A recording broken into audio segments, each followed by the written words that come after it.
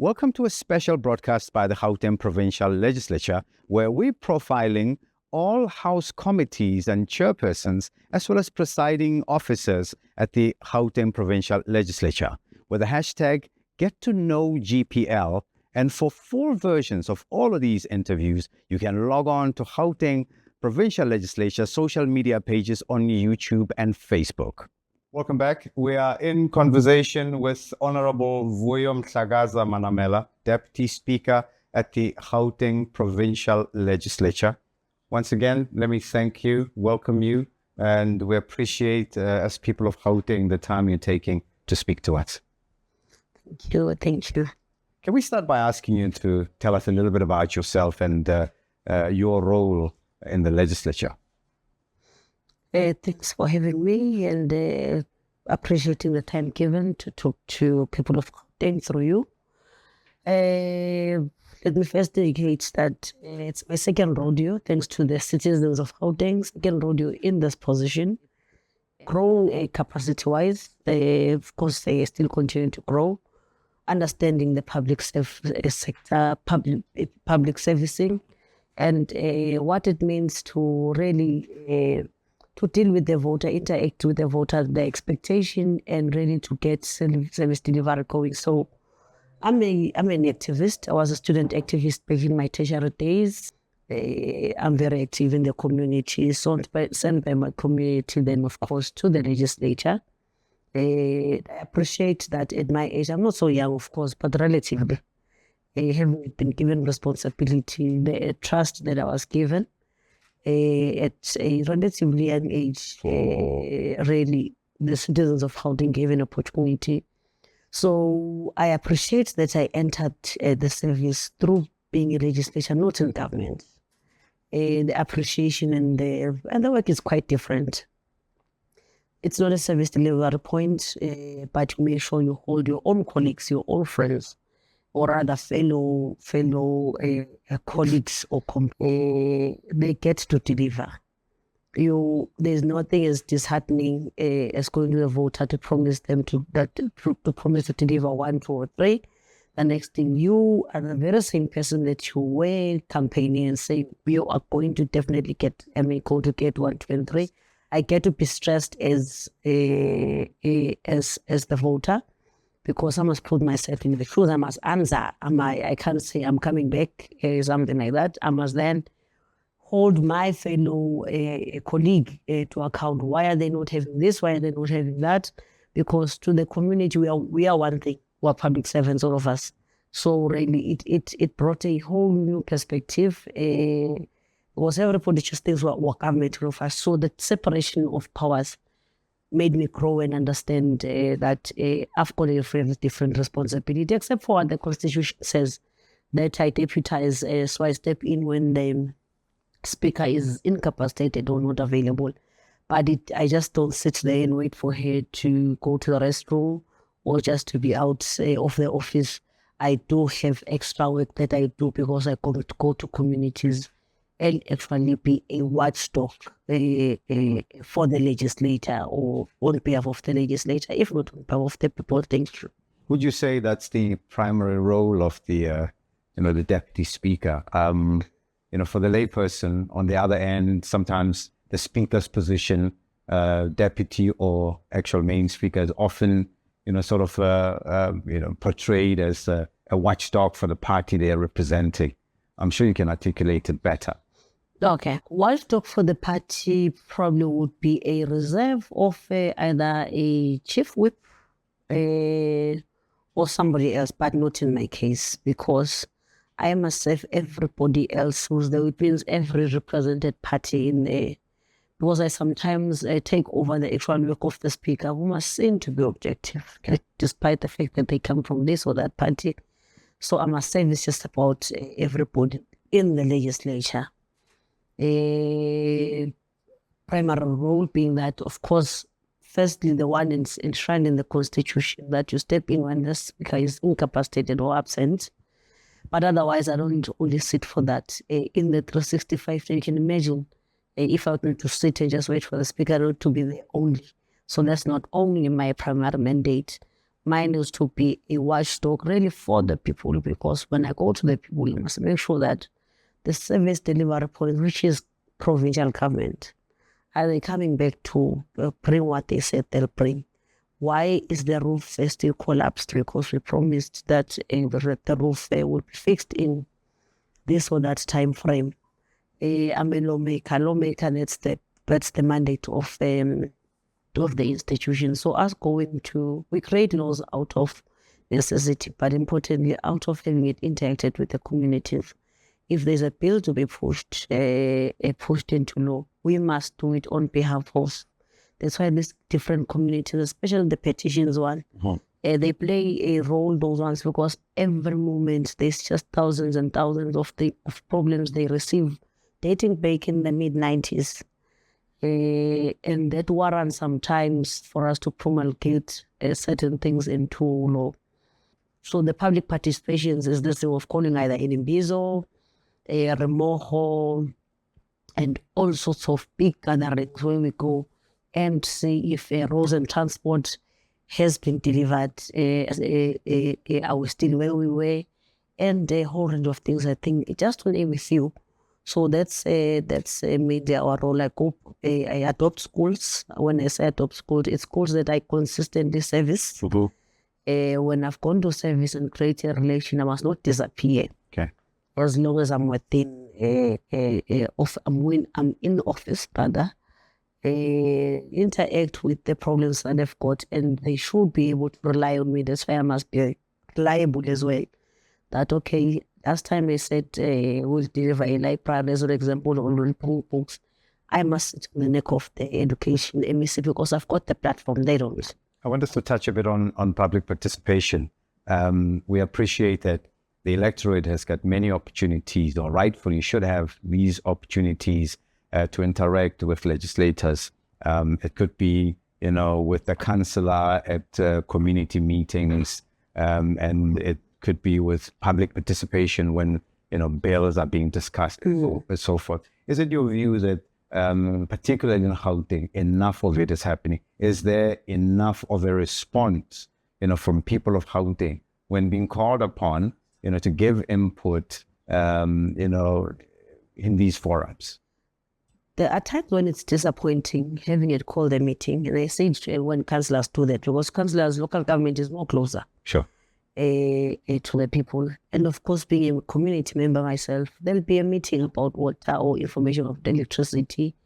That's more closer. That's council. That's the work of a councillor.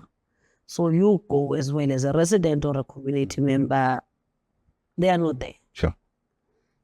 So if they're not there with what is closest to them, you can imagine how GPG will be far, or GPL, GPG being provincial government, or GPL. I think where the least know, legislature is the least know. So people know a councillor in the premier, and so on. So there are those times when it's disappointing. But when then I compare to other provinces, I must say, Gauteng has got a lot of active citizenry. Yes, I think because of its also its makeup, you get the most somewhat exposed, educated. The middle class is really concentrated in Gauteng. So yeah, you get those that think, I don't need government. I don't need to go to meetings. I've got this. I can do this thing of my own. You do have a large part of citizens that does rely on government, that would need houses, would need water, would need this, would need that. And you also chair the Privileges and Ethics Committee. Talk to us about the importance of ethics in the administration of the province, in the legislature itself. Lots. Let's start at declarations first. Every MP is expected to declare their interests. Interest is either in a topic at hand that is either discussed or affecting them, or interests in their lives in your personal, as it would be personal belonging, assets, or what you've accumulated. Okay. So that it doesn't clash with what the legislature's mandate is. If, for instance, our mandate was to sell water, declare that I also sell water, so that through your chief whip, it's taken through. It's important to have to align or be in line with ethics as provided by the rule books and every piece of legislation that is there. We must keep each other in check. That are we still together? Are we still doing the best that we promised? And if things, of course, were that committee that must also change rules as they change, because ethics are not as old as time. So we learn we learn new things as a concept or as a phenomenon. We learn from our international counterparts how they handle those that have been in the field for some time. We also develop rules as and when it suits our environment, because things will change and so on. And we align what is ethical somewhere. It might be some will sound very bad, but what would describe Ubuntu, that must be put into thought or aligned. I say this because we've had to present papers on Ubuntu vis-a-vis crossing the line on ethics in the US, for instance.